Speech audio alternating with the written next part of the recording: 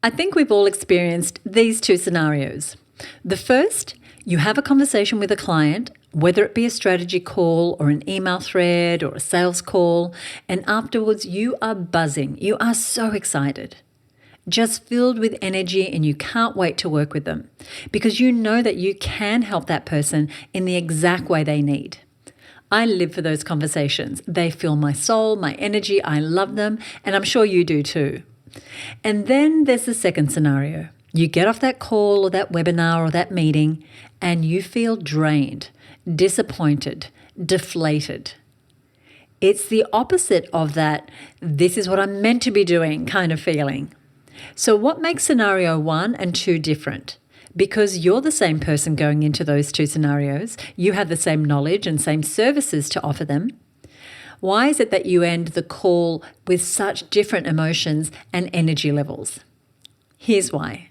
One is your ideal client, and the other, it's someone you might be working with, but they don't fall into your specific ideal niche. They don't need the specific solutions that you are offering. Maybe they're just beginning their journey, or maybe they're light years beyond. No matter the level, in order to get that, yes, I'm so energized from that conversation feeling, you need to be attracting and working with the right clients.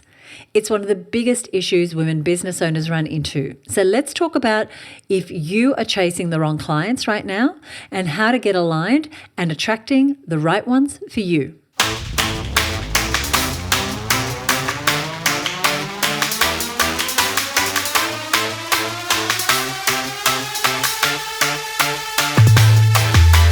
Hi, and welcome to this episode of the Her Business Podcast. I'm Susie Daphnis, I'm your host, and I am so excited about this conversation. Not all clients are created equal, and chasing the wrong ones can cost you more than just money. And in this episode, I'm joined by marketing expert Michelle Falzon to explore the hidden cost of working with misaligned clients, the energy drain, the scope creep, and missed opportunities for real growth. In this conversation, we break down the subtle but powerful shifts in messaging, positioning, and packaging that can stop the cycle and help you to start attracting clients who are truly valuing what you do.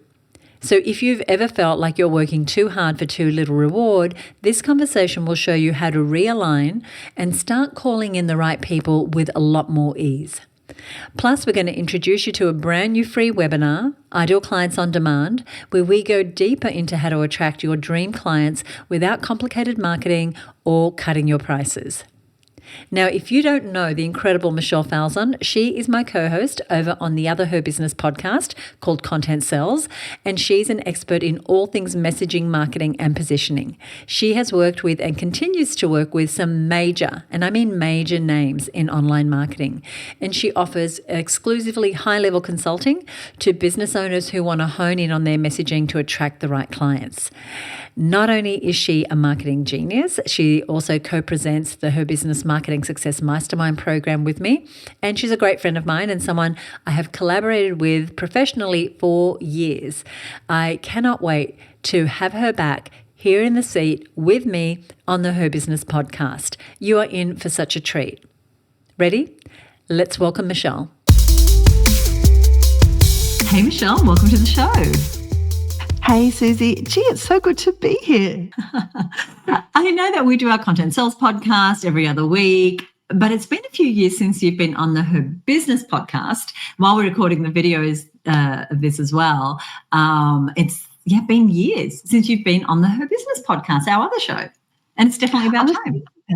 I was thinking about that this morning. I was like, oh, wow, I'd have to go back and look, but it really has been years and it is different. Like, I love being on your show. This is nice. This is so good. Now, we co-present the Content Sells podcast, our show. We co-present the mastermind courses, all sorts of things for well over a decade now, and we can often finish each other's sentences. But I wanted to dive into your beautiful mind from an interviewer perspective today and ask you about some of the insights on this topic of are we chasing the wrong clients, not only from the work that we do together in the mastermind and across Her Business, but also with the wonderful clients that you're working with every day. And so I thought that bringing that into the show would be just so rich. So I'm excited to dive in. Yeah, me too. Excited to be here. And, I often say this, but I just need to say it again. You are such a great interviewer, and I am just looking forward to being interviewed by you. Oh, thank you. No pressure at all. No pressure. We're going to have some fun. Very good. Okay. So you've worked with so many business owners on their messaging. And so I'm sure you've seen all the mistakes that people are making with their messaging that has them attract the totally wrong client, the clients that aren't willing to pay the prices, they're not the right profile, they're not going to stick. Yeah. What are these mistakes and why do you think they're so common? Gee, it's such a good question, and it is such a I feel like I could go in about 20 different directions around this. It's like such a foundational idea, and I'm so glad we're talking about this because when we do work with the wrong people, we attract the wrong clients, or the people that aren't the people we're really here to serve, it just ripples through our entire business. Our profitability can be affected. Our ability to fully shine in our business and do the work we most want to do, the results that we can get for people, the sustainability, we can sort of burn ourselves out over delivering to the wrong client, and it just affects everything. It is such the DNA of our business. So it's really a central idea I'm so glad we're going to dig into. And yeah, I do see this is a universal issue. So if somebody's listening right now and thinking, oh, I might be guilty of this, you are definitely not alone because I work with really big, organizations, people that have global audiences, names you would know. And I also work with smaller business owners inside the mastermind, like you were saying, Susie, and inside the courses that we run together. And also when I guest present maybe for a client into their community. So I've kind of got this I'm so pleased to have this sort of bird's eye view, this back doorway into literally thousands and thousands of business owners. And this mistake is just prevalent everywhere. And so I think there's a few kind of key mistakes, key dynamics going on. The first one is, and this is maybe the most obvious one and other people have maybe spoken about a lot, is we just want to have all the peoples. Like we just want to get all the marbles. We don't want to, surely if I throw my net as wide as humanly possible, I'm going to have a better result than if I narrow my net to just get, a particular type of fish. And that is not actually true. I know you've found that and, in the work that we've done and the work that you do and that you've done for decades. I find that when I work with clients as well, if we can kind of get out of that mindset of throwing the net as wide as we possibly can, anybody with a pulse, and start to really become specific about who we most want to talk to, that's actually when our messaging becomes clearer, more evocative, more magnetic. It's when somebody goes, oh, she or he or they are for me. And it's what interrupts the trance that most people are in. All of us are in our daily trance. We're all walking around thinking about what we're going to make for dinner or worried about our kids or thinking about how we're going to handle this client problem or when is the car repayment due or whatever the thing is that's going on in our mind. And it really takes something pretty relevant to us, pretty extraordinary in a way, to break into that trance. And generic, let me try and speak to everyone sort of content doesn't permeate. We've got to be saying really specific things that speak to that person's pain, to their yearnings, to their desires, to even have them begin to pay attention to us, let alone, give us their precious time to watch our video or sign up for our lead magnet or come to our webinar or book a call with us or any of those other things that we want them to do. So I think that's the really big one. Trying to be everything to everyone, you end up being nothing to no one. That's a sort of a bit of a chestnut in this industry. But I also think for women, and, this podcast is, a lot of women listening to this show, women business owners, we want to help everyone. Like it's in our nature. And we can even feel what I notice is this sort of subterranean sense of meanness or selfishness if we think, oh, I'm just for this person. I'm not for that person. And you're leaving them behind. Yes. You're leaving the little people behind or whomever it is, right? Right. Or how dare I is another thing. How dare I think I can work for just these kinds of people and not those kinds of people? And so we have this very nurturing, kind of attitude, I think, to our client base and to the people we want to serve.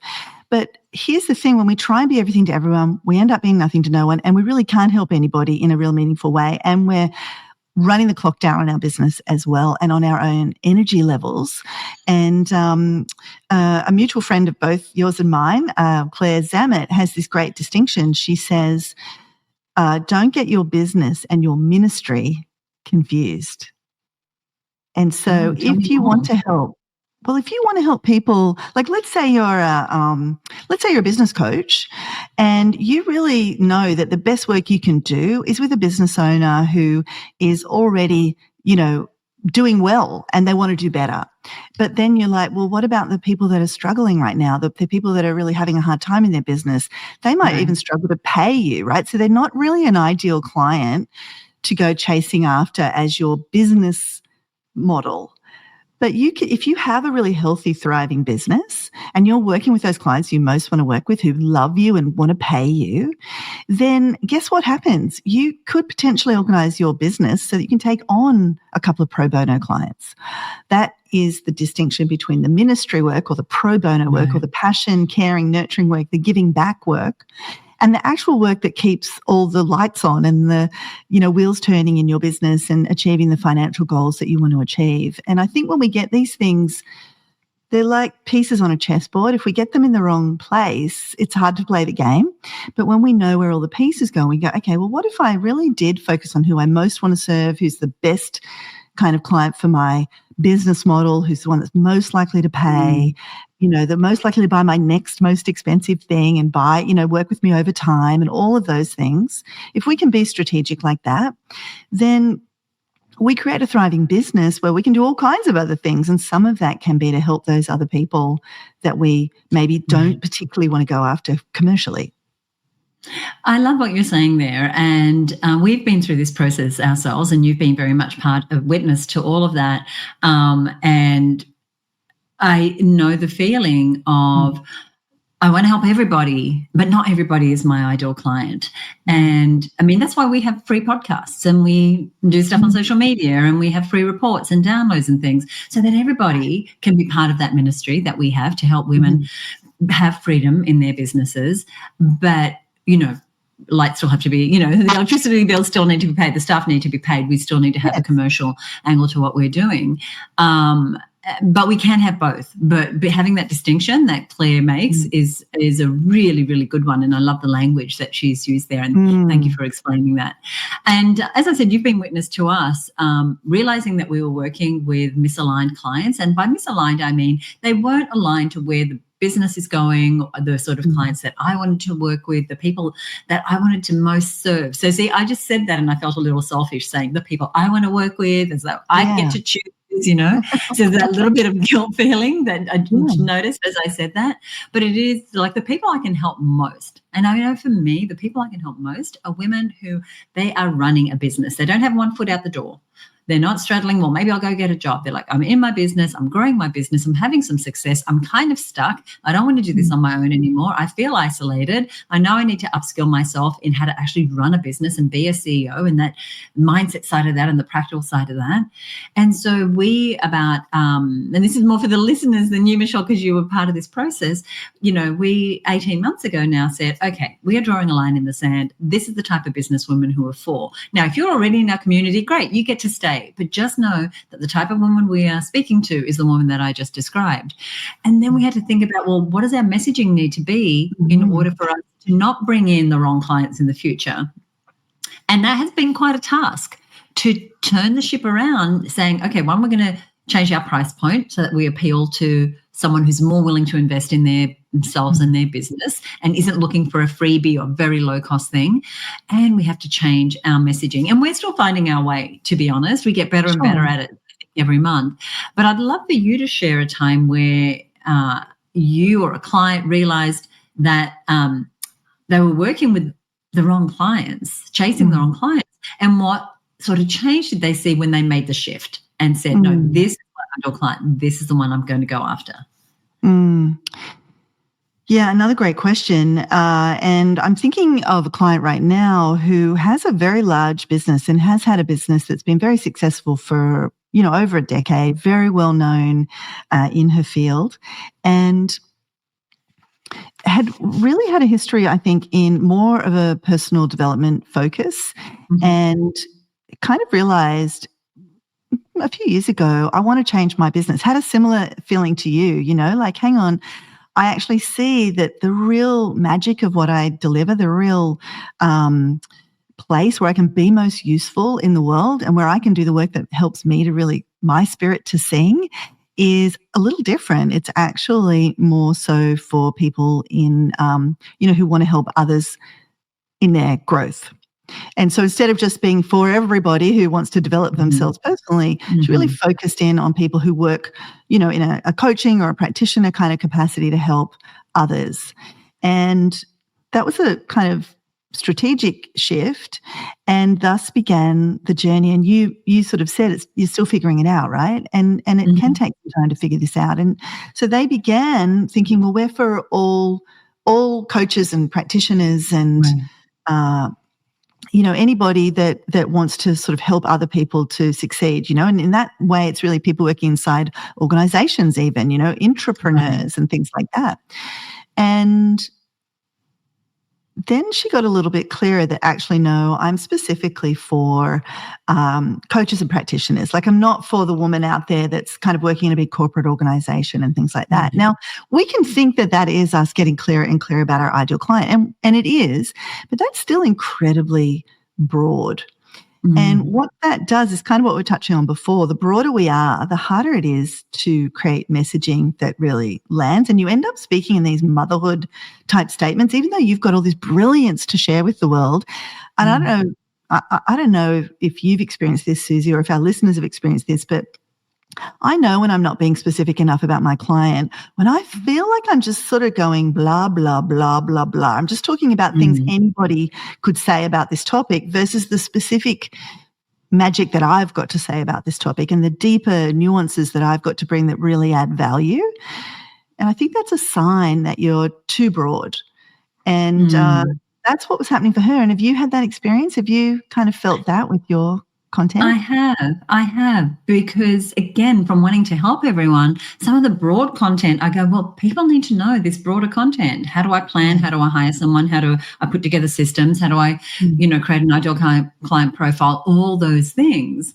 And it's still too broad. But if I can speak to the woman who's growing a business, who one of her biggest pain points might be that she's just working herself to the bone, or that she's got this revolving door of staff, or things are falling to the ground every time she leaves the office for 2 days, everything sort of falls apart. Like, just getting more specific about who is she? What is her DNA? What keeps her up at night? And actually narrowing it further. I think it's an endless thing to go narrower and narrower and narrower. Yeah. And so it's a little easier to stay broad. I think it's a challenge to be really committed to just being for one person. And, one of my favorite marketers, Seth Godin, in his book, This is Marketing, said, you want to be able to say, I made this, whatever you sell, for you, but not for you. And to have it be really clear to people, like, oh, she's definitely not for me, or she definitely is for me, because she's saying the words that I say in my head. Like, there's such an empathy there. So I don't know if that answers your question, but I think totally. Narrow is narrow, but we think we've gone narrow, like you said, and then there might be another layer of that. Right. And I think that the trap, as you said, it's kind of a little easier to stay broad and it's a little scary to go narrower. But just listening to you talking then, I can see how that you got more granular, how that would create evocative social posts and, email copy, and that the kind of products that you would make would be so much more specific. And that's what my client was finding, right? So she had, this focus on coaches and practitioners, but really we had so much more, like you said, you can narrow in and narrow in and narrow in even more. And what we realized was there's actually 4 types of coaches that were in that big group under the heading coach, right? And so we then dug into, well, who are these 4 sort of subsets of this big group called coach? Because that's not enough. If you're thinking, well, I look after all women in business right now, that's not enough. Right. Or, I look after everybody that's parenting a young child right now. That's not enough, right? So how do you get, how do you zero in a bit more? And that was really the job of my client. And that's when she reached out to me, because this is the hard job to sometimes do on our own. We do need sometimes people that are outside the bottle and that can read the label. And so I love all the creative side of marketing, but I also love the strategic, tactical, give me the data side of marketing. And so we started to do some segmentation, some surveys. We started to really look at who is in our world. And we identified 4 types of coaches. And what was really interesting when we named these 4 types of coaches, and actually we're doing some work right now with some of our masterminders, Susie. I'm thinking particularly of the gorgeous Mandy Brasser, who's in the mastermind, who's doing this activity right now. I was just helping her with something in the group last night about this, that when we can name those segments, a whole lot of things become clearer. It's like, like let's say you've got beginner, intermediate, and advanced. Let's just say, for the sake of argument, because I need to keep my clients' details confidential, but let's just say they were the groups. Then what you can realize is, oh my gosh, I'm tailoring all of my content for beginners. Right. And I'm alienating all of these advanced people who are actually the ones that I most want to work with, that have got the most money, that could buy my next most expensive thing, that, will refer all their friends. And what happens is, if you, like you said, you realize, they've got to understand all the basics. So I'm on this webinar, I better explain all the basics. And then you don't get to the more advanced stuff. All those advanced people that gave you a chance go, oh, she's just for beginners, she's not for me. Yeah.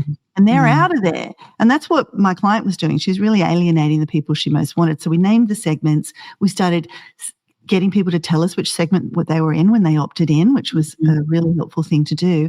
And then we were able to track them all the way through the sales process and the funnel and the upsells and all those things, and identify our most profitable segment. And so now what we do is we create our lead magnets, our ads, our copy, our pitches, the bonuses we're thinking about in our offers. Every single thing we create for her. We create for the segment we most want to support. Now, do we still get, in this example, that I was sharing before, say it was advanced, intermediate and beginner. Do we still get intermediates and beginners? Yes, but they kind of come along in the draft. They're aspirationally kind of drawn to this message of being a experienced, advanced coach, or whatever might be the traits of the person you're targeting. So if you think about it like a boat, when a boat goes through the water, the bow of the boat's what cuts through. It's what is at the front of the boat that's really moving through the water. And then other, dolphins and things, they come along and ride in the wash of that. So if you think about your clients that way, think about who's at the bow of the boat, who's that most right fit client, and then how do I make my content for them, and just trust that some of these other tangential adjacent groups will kind of come along in the wash. I love that metaphor. One that I use as well is, if you can imagine a dartboard, you can hit anywhere on the board and it's a point. Yeah, you. But who's in the bullseye? Like, what is that bullseye, that top, And so that's just another way to think about that. I love because that. we can have all the clients, and the darts can end up anywhere. It doesn't matter. 1 point here, 1 point there, whatever. When you're going to go for the bullseye, the big points, who are those people? We've kind of already talked about this, but maybe we want to go a little deeper, Michelle, and that is, I want people to stop not worrying, even though I still worry a little bit, about repelling people, but really standing for who they stand for. So how do we think about how to narrow down who we serve? This is like one of my favorite questions of all time. I love it because it is. Thank you. She's such a good interviewer, folks. No, I love this question because somebody that you and I have interviewed for the Content Sales podcast and that has spoken to our mastermind is the most wonderful Nicole Burke of Gardenary. She's grown a massive, 1.3 million followers on Instagram, and incredible business off the back of that. And she said this phrase when she was talking to us on the podcast, I think it was, about practicing in public. And she had to kind of get over the idea that everything has to be perfect before I serve it up to the world. And I think this concept is such an important one to bring to getting clear on our ideal client. This getting clear on your ideal client is like the laundry, like doing the washing. It's a job that never ends. You know what I mean? You just get better at it. And so you're practicing in public all the time. Like, you said before, Susie, we're still figuring some things out. And the client that I mentioned, like we had to find our way into that niche, because the first niche we thought it was all the beginners. We thought, well, there's more beginners. Why don't we try just really getting people when they first enter this industry and train them up and move them right from the beginning? But they were not our people. They responded to the free lead magnet and all the free stuff, but then they weren't buying at the level that the more experienced people were buying. But we'd alienated a lot of the experienced people by pitching to the beginners. And so it wasn't until we shifted that around and we just went right from the start of the marketing funnel, right from the start of the early communications, speaking to that more advanced person, that things kind of came into alignment. And really this client had a journey for many years before that. I'm for everyone in personal development. No, I'm for coaches and practitioners and people that work with others to develop them. No, I'm just for coaches and practitioners. Actually, I'm really more so just for coaches. Actually, I'm really just for the experienced coach, And so we find our way into it, and we cannot find our way into it if we are not prepared to practice in public, if we're not prepared to try some stuff, and I'm not talking about just throwing anything at the wall, but, okay, let's experiment. Let's put out some content that is specifically speaking to this group and just see what happens. Oh, that really kind of worked, but they didn't understand what we meant about that. Or, we need to, if we're going to go after that person now, the next thing we offer can't be a webinar anymore. It needs to be a personal consult or whatever it is, right? We start to change and move the pieces around on the chessboard. So I would say really committing to this as an ongoing practice. People sort of talk about mastery. If you're going to master anything, if you're into the martial arts, you begin as the beginner and you practice those moves, but you keep showing up, you keep doing the work. And if you can hold this idea, I need to get better at who is my ideal client and how do I serve them and how do I communicate with them? If that's your guiding light, if starting right where we began today's show was like, this is foundation, the ripple effect of this through your business is so huge. So if we commit, I think is really important, and that we trust that we're going to find our way into it, and that it's a progressive narrowing, and that we're going to experiment and we're going to put our hat on and read the data and make changes, and some things will work and some things won't work, and that's very, very normal.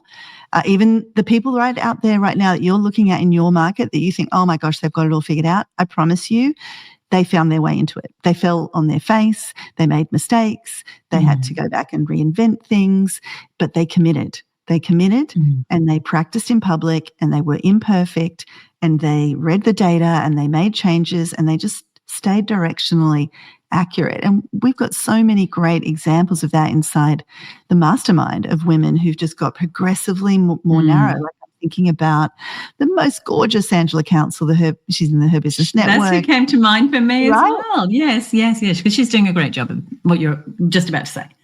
Yeah, I mean, she found her way into it, didn't she? She started off when she first was working with us, helping all women who have menopause symptoms. In fact, really, I think if I wound the clock back even before we met Angela, she was a naturopath kind of helping all people, and then it's like, well, I like helping women. Well, actually, I really like helping women deal with menopause issues. And as she reached, a certain age in her life where that started to be an important thing to figure out, she had real magical, important, valuable things to share. And so she became more valuable. She focused in on women with menopause. And then actually, she was really brave, and she said, well, my philosophy is actually, and regardless of how you feel about this philosophy, her philosophy is, I think you can get through menopause naturally and by doing a whole bunch of behaviors that you don't need HRT for. So then she started going out and saying, I'm actually for women who want to get through menopause without HRT. She drew a line in the sand. She stood for something. Now, if you don't want to do HRT and you're going through menopause, do you want to hear what that woman has got to say? Yes, you do. Absolutely. And now she's going even another level deeper. Yeah. Which, I'll let her talk about. But she's just taking this idea of being radically niched, like just going, because her space has gotten really busy, and perhaps you're in a space where everyone just sounds like everyone else, and everyone's just trying to, do one extra bonus than the other person, or price it just slightly cheaper or just slightly more, or add one more inclusion. And she's just saying, no, I'm just going to go more narrow. It's not just going to be women in menopause. It's going to be women in menopause who don't want to do HRT. And now she's going another level. And that well is very deep, because she becomes the person who's saying, I made this for you, but not for you, to speak back to Seth's advice. So, yeah, Angela, we love you. We'll put a link to Angela's work in the show notes in case you're a woman wanting to know more about that. Now, one of the things that we're doing inside of her business this year, Michelle, as you know, is we have named it the Year of the Offer. And so throughout the year, we are offering all sorts of resources and support for women to help them craft offers that actually convert their prospects into clients, that actually sell their products and services. And something that we've been doing both inside of our mastermind, Michelle, and at the new program that we ran earlier this year, the Advanced Offer Creation program, is we started to talk about the subtle shifts that people could make in the way that they position their offers, the way they present their offers, that can actually make a big difference to the quality of client and the type of client that is attracted to that offer. Could you speak to that a little bit? Yeah, I would love to. There are so many things that go into making a great offer, and that's a whole other kind of conversation. Yeah. But, what we talked about at the Advanced Offer Creation 2-day event, what we talk about a lot on the podcast, what I know you're just doing such great work with Her Business community this year, talking about with the Year of the Offer, is, all these different things that make up an offer. And, an offer is really something you deliberately create, and it's quite a different thing to the product you sell. We're so invested in the product we sell, whether it's a service or a physical product. We've maybe done a degree in it, or we've spent years building it or researching it, or we're diligent about the follow-up service or the widgets that are included, or importing special metal from, where do they make great metal? I don't know, here in Australia. You know what I mean? Like here in Australia, going to Spain and importing something really bespoke. And so we're very, very focused on all the things that are the sort of features of our product. But that isn't actually the thing we need to explain to people in order to help them to buy from us. What we need to do is to package that product or service into an offer. And that's how we communicate and package and position this wonderful thing that you have to sell. And there are really many parts to an offer, but we sort of distilled it down to a few key things. Things like how you price it, how you name it, how you brand it, the kind of risk reversal you might be doing, how you're helping people to feel like I can buy this and not be worried that it's going to, blow up in my face in some way, That can be a money-back guarantee or a warranty or any of those kinds of things. And then also, how do we talk about what's included, not from a feature point of view, but from a benefit point of view? What bonuses might we include that incentivize people to take action right now, or other things we can do to add some scarcity? So that's the sort of field that we're playing in when we talk about offer. And I think one of the most important things is how we price it, to get back to your question, Susie, how do we price what we're selling? And I think, again, if I can speak generally, but broadly, I know this to be true, having worked with thousands of women business owners just outright, most of the time, undercharge and overdeliver. Yeah. And so a lot of the time, we're lowballing our price, thinking that's going to give us a better chance of getting these people to buy from us. But oftentimes, people are looking at our price going, well, why is that so cheap? Or they buy from us because they're the bargain hunters, and then they suck the living life out of us, and we get all caught up in this over delivery, and we don't have time to work with other clients. So undercharging is a race to the bottom. What you want to be doing instead is thinking about positioning. Do I have like a budget service, and I can see by my business model that this is really profitable if I can get a lot of people to buy this budget thing, and I'm going to go out and stand for that? Am I sort of meeting the market? Am I about what other people charge, and I'm going to really stand out by my messaging? Or am I a premium or deluxe service that I'm going to charge a Yes. higher price for. Mm. And so thinking about that comes back to what you started the whole episode with, Susie, which is how do we get clearer and clearer about who we're for? I made this for you and not for you. And so if we're making it for the more experienced person, the woman that's maybe looking for a little bit more status, a little bit more deeper quality, is prepared to pay for more hands-on service, then we want to build the offer, what we include in our service, how we price that to match her.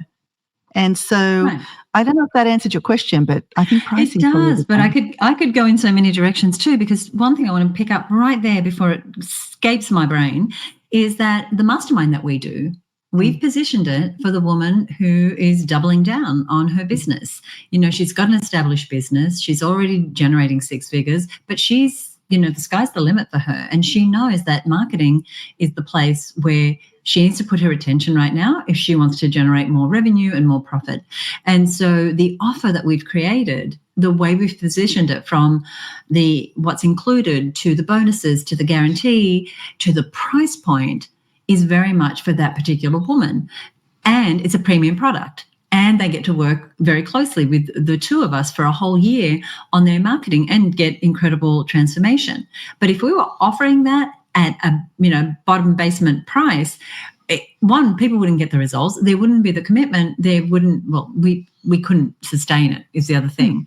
Right. But it's a premium product. Just like with her business, when we decided, okay, our ideal client is a woman with who's knocking on the door of $100,000, or she's past that and she's really looking to create a sustainable business, one that sustains her, but also that is sustainable as a business. And we actually doubled the price of our membership. We were so underpriced, Michelle, that if I was a serious business owner, the sort of business owner that I'm trying to attract, I would have looked at it and thought, can't be that valuable for that price point. So we were really doing ourselves a disservice by being priced too low. It's still a no-brainer price for anyone who wants to invest in their business, but it's going to attract, because remember, this is about chasing the wrong clients. That price point now doesn't speak to the wrong clients. It speaks to someone who's like, okay, I'm going to have a little bit of skin in the game, but it's very manageable for what I'm getting. And I get it's a premium. Susie's not trying to be like everyone else. She's offering something that's more exclusive. And then we build that offer as to what we offer based on who that ideal client is. Now, let me explain. When, in my experience, women are just starting out in business, they often have very little money and a lot of time. So anything that's free or low cost is really attractive and I think really important to be provided. That's why we provide a lot of resources. But the moment her business starts to take off and she's got more money, often what goes away? Time, usually, right? Until she can find herself in the... So we built our offer and crafted what's included in her business for the busy woman, the woman who can't show up to a networking event every week or go out for lunches or be at breakfast, or she doesn't have all the time. But what does she have time for? She has time to do 4 boardroom-style strategy meetings a year. She has time to meet with an accountability group of women of like mind and like-sized business, to be held accountable, to move towards her goals. And so I say all this because this is how we can craft our offers to be aligned with the types of clients that we want to have. And that's one of the ways that we did it. I love that you're speaking to the flow on impact, right? If we are attracting the wrong clients, kind of what we've been saying all the way along, but I really want to just reiterate, we're sort of putting ourselves behind the 8 ball before we start. Like, I loved hearing you then, Susie, kind of demonstrate all the things that become clearer that you want to think about and change. Like, you're so clear now on who she is. She doesn't have time for all these things, but she's got time for this and this and this. So you're building and shaping the product to be the thing she really wants. And, you know, what happens is you get the right woman and then she goes, oh my gosh, this is really built for me. And I'm getting so much value out of this. I never want to leave. So your retention goes up and your recurring, you know, revenue in your business goes up and the business becomes more sustainable, but also you get jazzed up. You get to share more of your brilliance, and then the other women get to meet other brilliant women. And the whole thing becomes this upward, virtuous, sort of amazing spiral. And that's what we want, you know, for everybody listening. That's what we want for your business. If you're attracting the wrong clients, if you've got this scarcity mindset, I've got to just lowball my prices and just take any lead that comes my way and throw the net as wide as I can, what's happening there is you're kind of getting into this downward spiral where you attract the freebie seekers, or you attract the people that are going to take so much more time, or scope creep in your project. If you help them with websites or something that has scope, is going to, I just know what it's like. When I made the decision in my business that the consulting work that I do, I will only work with a very, very, very specific type of client. And there aren't that many of them on the planet. Like there's hundreds of thousands of people in this space that I work in, but there might only be, I don't know, maybe there's only a couple of thousand of the people at the level that I work with. But it's all referral. I don't have to, I only need a few clients. I charge a lot. But they're also the people that never quibble over an invoice, that always pay on time, that love and appreciate the work I do, that challenge me and get me digging into all my life experience and keep me jazzed up. And so that's the upward spiral at play versus the downward spiral, just kind of grabbing what we can get and being monotone and being like everyone else and just keeping to these broad statements and not really cutting through. Recently, Michelle, you and I recorded a podcast. We re-recorded a podcast that we did many years ago, which was all about how to craft offers that sell. And a companion to the audio of the podcast was a free resource we created called, I can't remember, it's something about ultimate high converting offers. I wish I should have, I forget the name now, but it walks you through the 7 elements of a high converting offer, what we were exactly talking about on how to craft an offer that's going to repel the people that are not your ideal client and draw the people who are your client. And I'll get the name in just a second, but I mention it now while I remember, because I'm going to put a link to it in the resources, both to the episode so that you can have a listen to it. And that episode is part of the Content Sales podcast, and also to the resource so that you could go ahead and start to craft an offer that has you not chasing the wrong clients, but really getting in the ones that are aligned to what type of client you want to be working with. And I'm going to go look that up. In the meantime, I'm going to ask you a question, Michelle. What are the signs that someone is finally ready to stop chasing the wrong clients and attract better ones? Are there clues that you've seen? There are many clues, and I think we've been sort of alluding to them as we kind of go through today's show. But just to sort of pluck them out, there's a general sense that you are speaking in a really broad way to your audience. That is, it almost feels like an invisible wall. It's like, when do I get to share the good stuff? How do I get more specific with my audience?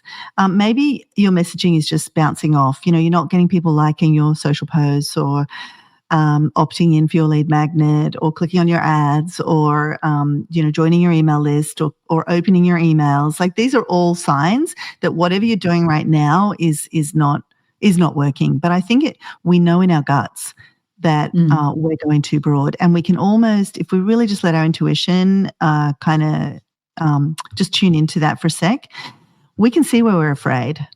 Like, we can see where we've been playing kind of a game of like, I'm afraid to narrow down. And, we talked about Angela before. That was a courageous move. I'm not trying to minimize fear. It's real.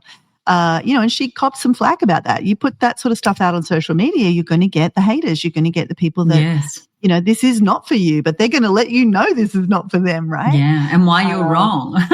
Right. But if you've got this emerging feeling, this yearning to show more of yourself, to do deeper work, if you're seeing that what you're doing right now is not landing, if you're overwhelmed, like you're over delivering and you're undercharging, if you don't have any clients, right? You've got a lot of clients, but you're still not making any money and you're running around like crazy, that's one indicator.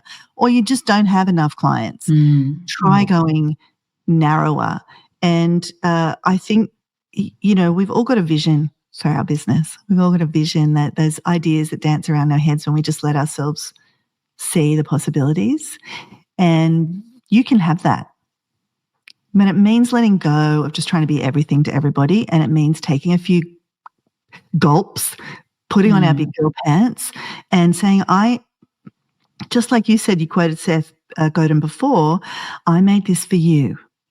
Like, who is that you? And really standing in that, having a vision for that, aligning your vision with who is in the room, or who is on the phone, or who is, buying from you? Who's signing that proposal? Who is that person?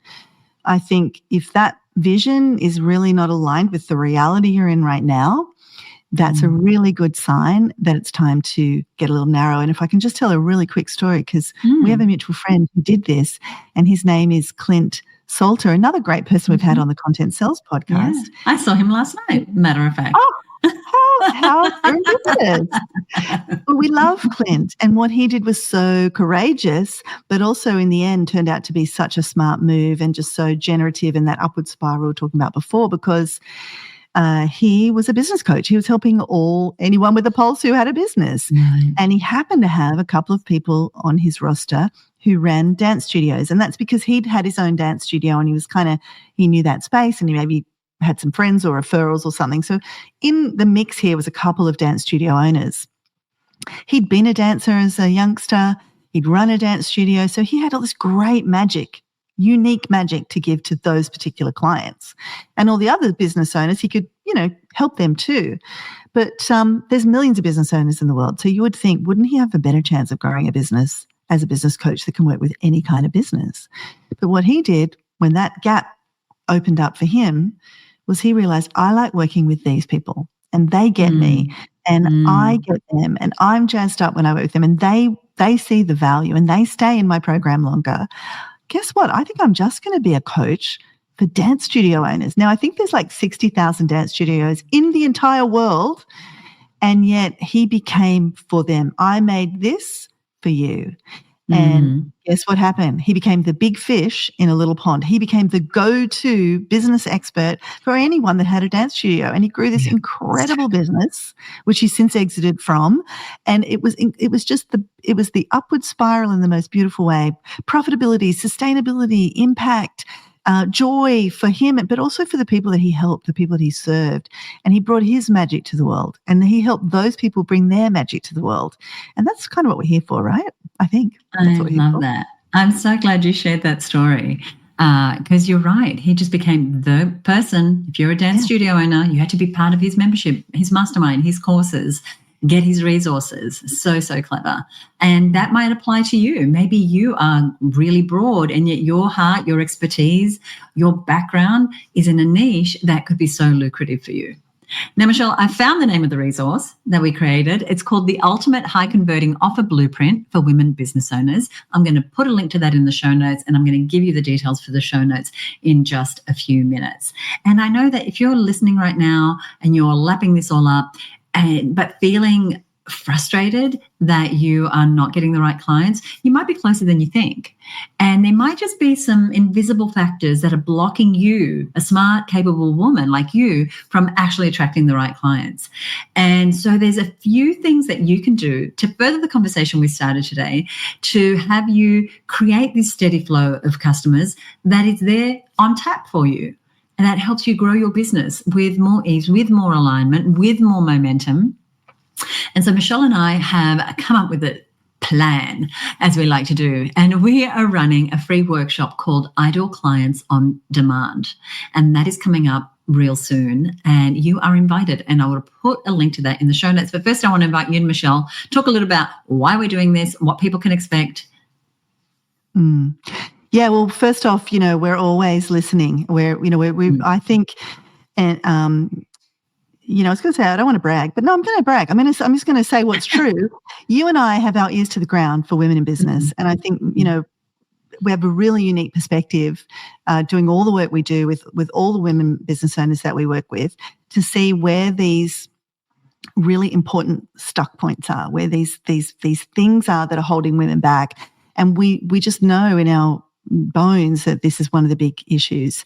And so we've just decided, how do we help? How do we give? How do we create a platform for this to be more of a discussion around getting clear on who your ideal client is, and how do you get those people, on, like you said, on tap, on demand? How do we not only get clear on who this person is, but then have them, as many of them as we want, whenever we want, coming into our world and growing a business, and also giving back to those people in a way that is that upward spiral that we were talking about. So yeah, you and I are creators. We've co-created so many things together. It's been such a incredibly fruitful creative partnership. And so when we see a problem like this, we go into creator mode. And so that's where this free training has come from. We just want to kind of get out there and help and make sure that you get these foundation pieces in place. Because like you said, Susie, a lot of women are much closer than they think.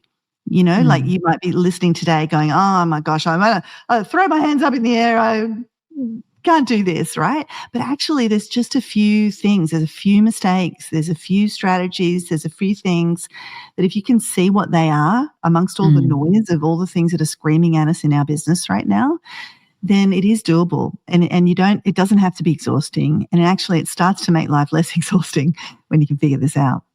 So good. So that's coming up real soon. I'm going to put the details and the link in the show notes. And as I said, I'll tell you where the show notes are in just a couple of minutes. Michelle, I have loved this conversation, as I love all our conversations, but it's just kind of a little different take. And I wanted to know, is there anything that you want to say as we wrap up this part of this episode?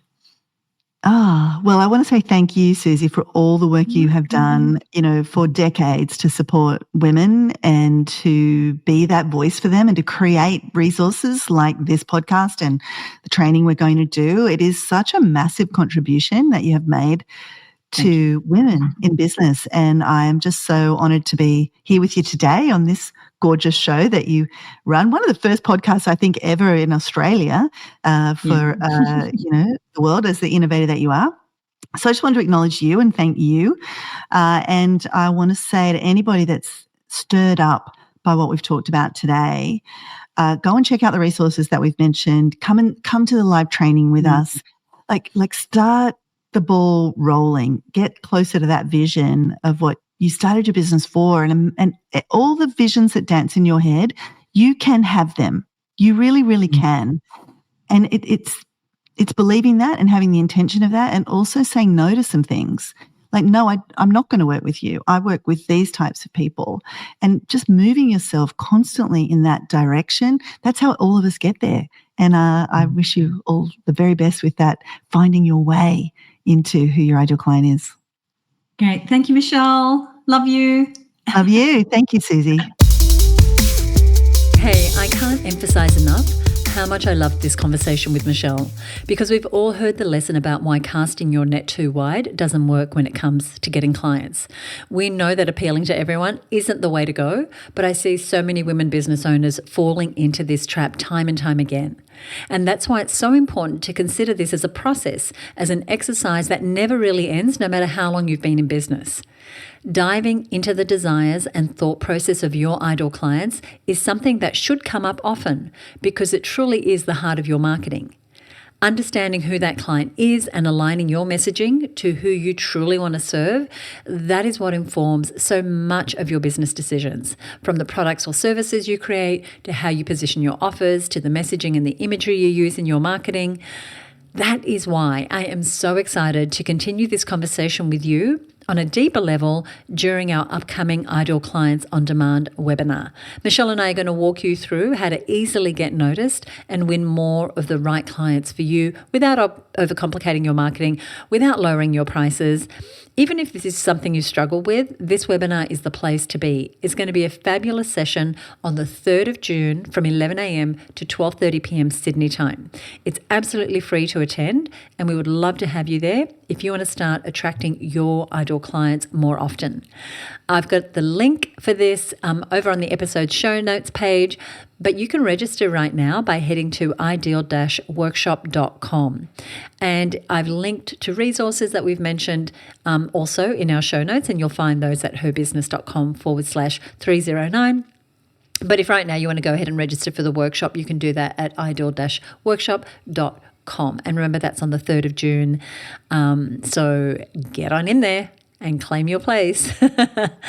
Now, I want to give a shout out to the lovely Lisa Taylor of Cherished Cherubs. They are Perth's most trusted babysitting and childcare service, and they provide safe, reliable and flexible care for families, businesses and events, ensuring that every child receives the highest standard of attention and support. Highly valued member, highly valued business in her area in Perth. And she said this, she said, hands down, the best podcast for business owners. 5 stars. Love this podcast. It's a must listen for any business owner looking to grow with confidence and clarity. Susie and her team are incredibly generous with their knowledge, delivering practical, actionable strategies. No fluff, just real insights you can actually implement. It's like having a business mentor in your pocket. Highly recommend. Thanks. Thank you so much, Lisa, and happy to give you a shout out. Absolutely adore having you inside of our Her Business community. Now, if you're listening and you enjoyed this episode, we would love it if you would leave us a rating or a review on Apple Podcasts, or you can shoot me a direct message. You'll find us on Instagram at As Her Business. You can direct message me, and I would very happily shout out your business as well. Once again, a summary of today's notes, links to any resources, links to the free workshop can be found over on our show notes page at herbusiness.com/309. This is episode 309. And if you're new to the show, subscribe wherever you're listening. Just click follow or subscribe to make sure that you get the next episode. We release a brand new episode every week. Sometimes it's just me sharing some of my experiences and telling stories of inspiring women business owners. Sometimes, like today, it's episodes that feature experts like Michelle. So once again, thank you to Michelle Falzon for joining me here today, and I hope you'll join Michelle and I on the upcoming free webinar. Now, one final thing. If you are listening and you are not a member of the Her Business Network, but you would like more resources and more support to start creating a business that you love, that rewards you in every way, including financially, then head over to herbusinessnetwork.com to learn more about our community and to put yourself on the wait list. And the next time we open up the doors, we will send you an invitation to join. I love doing this show for you. Thank you so much for listening. See you next week right here on the Her Business Podcast. Bye for now.